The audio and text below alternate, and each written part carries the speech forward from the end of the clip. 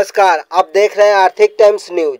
दक्षिण दमदम पौरसभा के 8 number ward के पार्षद अभिजीत मित्रों बापीदा से वर्तमान राजनीतिक परिस्थिति और उनके वार्ड में डेंगू मलेरिया के रोकथाम के लिए हो रहे कार्यों के बारे में हमारे रिपोर्टर ने उनसे कुछ सवाल पूछा और उन्होंने जवाब में क्या कहा, आइए जानते हैं।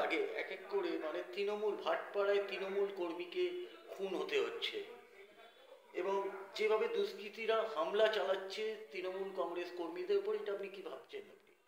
না, এটা তো খুবই চিন্তার বিষয় এবং এটা আপনারা বুঝতেই পারছেন যে বিরোধীরা যখন রাজনৈতিকভাবে আমাদের সাথে পেরে উঠছে না, তখন কিছু কিছু মানুষের সাথে তারা যারা স্বার্থান্বেষী মানুষ, সেই সমস্ত মানুষের সাথে এরা যোগসাজশ করে একটা দলকে বদনাম করার বা দলের কোনো মাথাকে বা প্রধান সংগঠককে একটা হ্যাকেল করে বা খুন করে সেখানে একটা বিশৃঙ্খলা সৃষ্টি করে তার ফায়দা নিতে চাইছে। কিন্তু এটা পশ্চিমবঙ্গের মাটিতে কোনোদিনই সার্থক হবে না।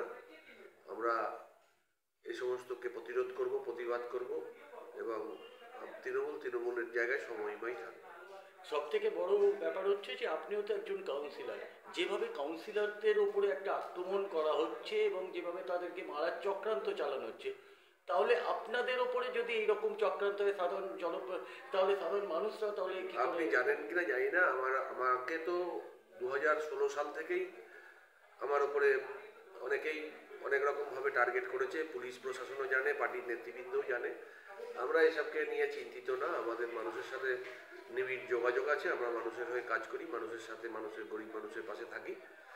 এগুলোকে আমরা নিজেদের সংগঠন দিয়েই প্রতিরোধ করব। এটা নিয়ে আমরা অত চিন্তিত। দুদিন আগে অর্জুন সিং বলেছে যে আপনার রাশিয়া থেকে রাসায়নিক এনে অর্জুন সিং এবং বিরোধী দলের নেতা শুভেন্দু অধিকারীকে মারার একটা চক্রান্ত হচ্ছে। ওনার মাথা খারাপ হয়ে গেছে। উনি এবং শুভেন্দু এরা তো দুজনেই তৃণমূলে ছিল। নিজেদের স্বার্থে তারা অন্য দলে গেছে। ও শুভেন্দু, আপনারা জানেন যে অর্জুন সিং আমাদের ব্রিগেডের সমাবেশেও ছিল। ওখান থেকে নেমে, যেদিন প্রার্থী তালিকা ঘোষণা হয়, ওখান থেকে নেমে সোজা বিজেপির সাথে যোগাযোগ করে প্রার্থী হয়েছিল। লড়াই করতে পারেনি, হেরে গেছে বিপুল ভোটে। এবং এদের কাজই হচ্ছে সকাল থেকে রাত পর্যন্ত আজে বাজে কথা বলে মিডিয়ায় টিকে থেকে রাজনীতি করা। বাস্তবের সাথে এদের আর কোনো যোগাযোগ নেই।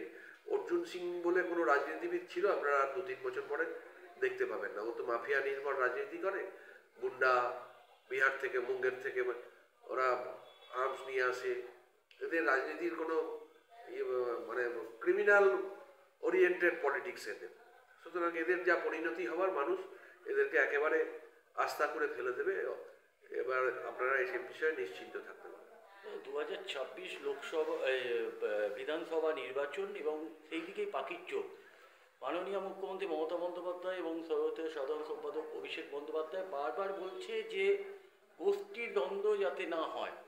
সেখানে দেখা যাচ্ছে তৃণমূলের ভেতরে গোষ্ঠী দ্বন্দ্বর প্রবণতা বেড়ে গেছে। গোষ্ঠী দ্বন্দ্বটা যে যার করে বলে, গোষ্ঠী দ্বন্দ্ব বলে কিছু নেই। এই ধরুন দমদম বিধানসভায় আমাদের মাননীয় বিধায়ক ব্রাত্য বসুর নেতৃত্বে আমরা কাজ করি। আমরা সবাই ঐক্যবদ্ধ এবং দলের স্বার্থে। আমাদের কেউ কাউকে পছন্দ অপছন্দ করতেই পারে, সেটা তো সাংসারিক জীবনেও আপনার বাড়িতে মা বাবা, ভাই বোন, স্ত্রীর মধ্যে কেউ না কেউ কাউকে না কাউকে বেশি পছন্দ করে, কম করে। সুতরাং দ্বন্দ্ব একটা মানুষের চিরকালই থাকে। এটার সাথে আমাদের দলের কোনো সম্পর্ক নেই। আমরা দল যখন দলগতভাবে কাজ করি তখন সবাই এক। আমাদের কাজ হচ্ছে মমতা ব্যানার্জির হাত শক্ত করা, অভিষেক ব্যানার্জির হাত শক্ত করা, ব্রাত্য বসুর হাত শক্ত করা, আমাদের সাংসদ সৌগত রায়ের হাত শক্ত করা। আমরা সেই কাজে সবাই একনিষ্ঠভাবে করে যাই এবং দমদমে আবার বিধানসভায় দেখবেন আমরা সর্বাধিক। এইখানে আমাদের দক্ষিণ দমদম পৌরসভায় 3টে বিধানসভা। এই 3টে বিধানসভা যদি ডিলিমিটেশন না হয়, সেম ক্যাটাগরিতে থাকে, তাহলে আমরা এই 3টে বিধানসভার থেকে সবথেকে অধিক ভোটে আবার দমদম বিধানসভায় ব্রাত্য বসু জয়লাভ করবে। এ ব্যাপারে আমরা 100% নিশ্চিত।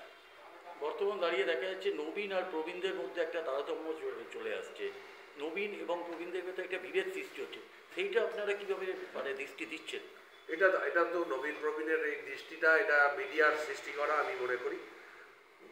একটা দলকে নবীনের যে যৌবনতা, যে তার যে কার্যক্ষমতা, সেটা যেমন প্রয়োজন, সেই রকমই বয়স্কদের একটা মস্তিষ্ক, তাদের যে অভিজ্ঞতা অতীতের রাজনীতির, প্রশাসন চালানোর দক্ষ প্রশাসক হিসেবে এই দুজনের সামঞ্জস্যতেই দল এগোবে এবং আমাদের দল সেই পথেই আছে। বাকিটা মিডিয়ার গল্প ছাড়া আমি আর অন্য কিছু মনে করি না। আজকে হুমায়ুন কবির বলেছে যে অভিষেক বন্দ্যোপাধ্যায়কে উপমুখ্যমন্ত্রী এবং পুলিশ মন্ত্রী করা হোক। তো সেটা দেখুন, দেখুন জ্যোতিবাবু বেঁচে থাকাকালীন বুদ্ধদেব বাবুকে উপমুখ্যমন্ত্রী করা হয়েছিল। ভারতবর্ষের আর একটা স্টেট তামিলনাড়ুতে স্ট্যালিন মুখ্যমন্ত্রী, তার ভাইকে উপমুখ্যমন্ত্রী করা হয়েছে। সেটা হুমায়ুন কবির বললেই তো আর হবে না। আর হুমায়ুন কবির আমাদের পার্টির কোনো পোর্টফোলিও হোল্ড করে না, সে তার ব্যক্তিগত মত জানাতেই পারে। আমরা দলগত সিদ্ধান্তে বিশ্বাসী। যদি নেত্রী মনে করে যে আমাদের একজন উপমুখ্যমন্ত্রী বা অভিষেক ব্যানার্জিকে আমাদের আগামী প্রজন্মের মুখ্যমন্ত্রী হিসাবে তৈরি করতে গেলে মমতা ব্যানার্জির নেতৃত্বে কাজ করিয়ে তাকে দক্ষ করে প্রশাসক হিসাবে গড়ে তোলা দরকার, তখন ওনাকে ঠিক সময়েই নেত্রী ঠিক সঠিক সিদ্ধান্ত নেবেন।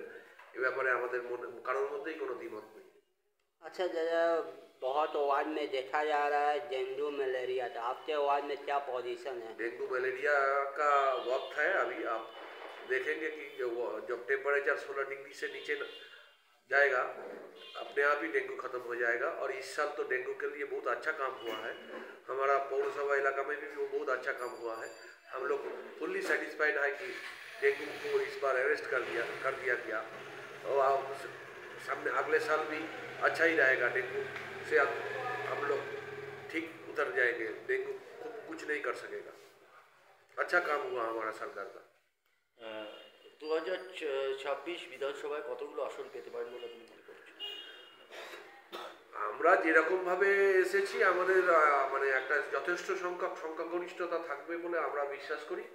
এবং যেভাবে মানুষ আমাদের সাথে আছে এবং এই যে আর্জিকর নিয়ে একটা অপপ্রচারের চেষ্টা হয়েছে, তারপরেও যেভাবে উপনির্বাচনে ভোট হয়েছে, বুথে এজেন্ট দিতে পারেনি বিরোধীরা, তারা শুধুমাত্রই মিডিয়াতে খবরের কাগজে আছে বলে আমরা মনে করি। এবং আপনারা দেখবেন যে উপনির্বাচনের ফলাফলও 6-0ই হবে।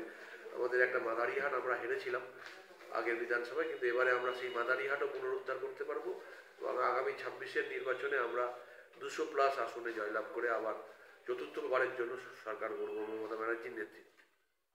থ্যাংক ইউ দাদা আমাদেরকে টাইম দেওয়ার জন্য।